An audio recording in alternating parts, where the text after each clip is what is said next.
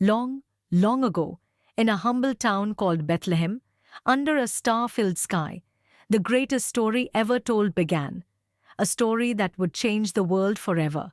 Mary and Joseph were traveling to Bethlehem, following a decree from the Roman emperor that everyone must return to their hometown to be counted.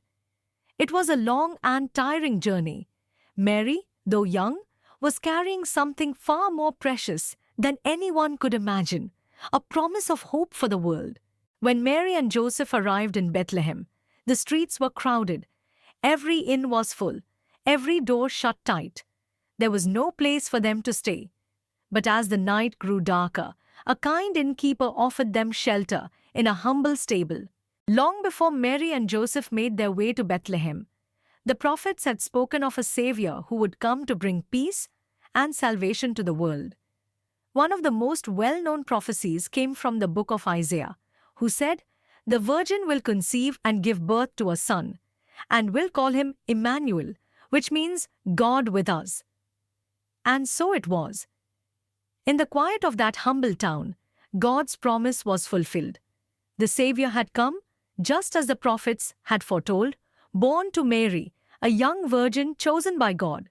Meanwhile, in the fields outside Bethlehem, there were shepherds watching over their flocks. Suddenly, the night sky was filled with light, and an angel appeared to them. The angel said, "Do not be afraid, I bring you good news of great joy. Today, in the town of David, a Savior has been born to you. He is the Messiah, the Lord. You will find a baby wrapped in cloths and lying in a manger." Overcome with wonder, the shepherds rushed to Bethlehem. They found Mary, Joseph, and the newborn baby, just as the angel had said. And in that moment, they knew the Savior had come. Far from Bethlehem, in distant lands, 3 wise men saw a star, unlike any other in the night sky. They knew it was a sign.